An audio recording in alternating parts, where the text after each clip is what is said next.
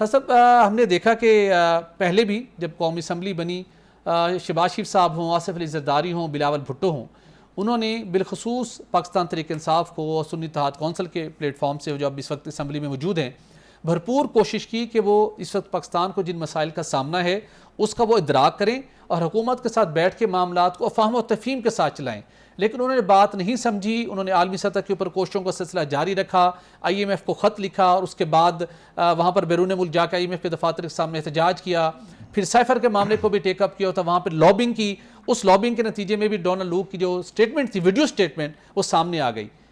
PTI के लिए क्या इसमें लर्निंग है? क्या अब वो बैठ जाएंगे इस बात के ऊपर सोच के कि हमने इस सिस्टम का हिस्सा बनना है और यही मुल्क के अंदर रहते हुए हमने स्ट्रगल करनी है, या आलमी सतह के ऊपर वो दरवाजे खटखटाने का सिलसिला यूं ही जारी रखेंगे? बट सब जहाँ तक PTI का तल्लक है, उन्होंने माजी में जितने भी असबाक हासिल किए हैं ना, उन्होंने एक मिसाल है, मुहावरतन ने कहते हैं कि मछली जो है ना पत्थर चाट कर वापस आती है जी। ये ऐसी मछली है जो पत्थर चाट कर वापस आती है। हम कहते रहते हैं कि यहाँ ये जहरीला पत्थर है। इन्होंने वो तमाम इकदाम किए। मैंने कहा था आपको इसी प्रोग्राम में जी कि ये IMF को ख़त इनका ये लिखें, ये कहें अमदाद दें, ये कहें अमदाद ना दें, इसका कोई फ़र्क नहीं पड़ना।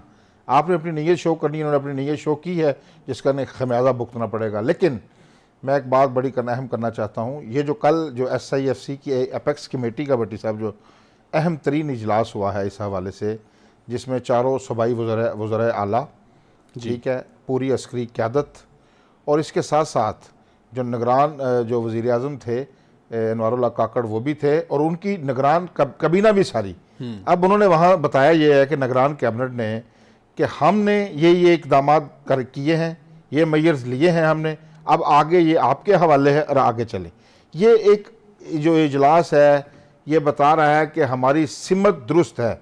और ये नज़र ये आ रहा है भट्टी साहब कि इस हवाले से जो मुल्क के मुक़तदर हल्के हैं और जो कौमी क़यादत है वो ये चाहती है कि पाकिस्तान या ये जो हमारा वतन अजीज़ है ये मुश्किलात से निकले। सही।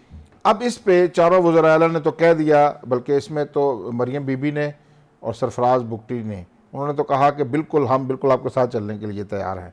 और दूसरी जो बात है वो जो अली मीन गंडापुर साहब उन्होंने कहा अपने हिस्से का मुतालबा किया है। बात यह है कि मुल्क तरक्की करेगा, टैक्सीज इकट्ठे होंगे भट्टी साहब, तो ये तमाम सूबों को फ़ायदा पहुँचेगा। मैं ये यकीनी तौर पर सूबे नहीं बल्कि तमाम डिस्ट्रिक्ट को फ़ायदा पहुँचेगा, हर गली मोहल्ले को फ़ायदा पहुँचेगा। ये मुल्क तरक्की करेगा। एक जब दरख्त घर में लगा वो समरावर साबित होगा भट्टी साहब, उसका साया जहाँ हमें मिलेगा वहाँ हम साया को भी मिलेगा।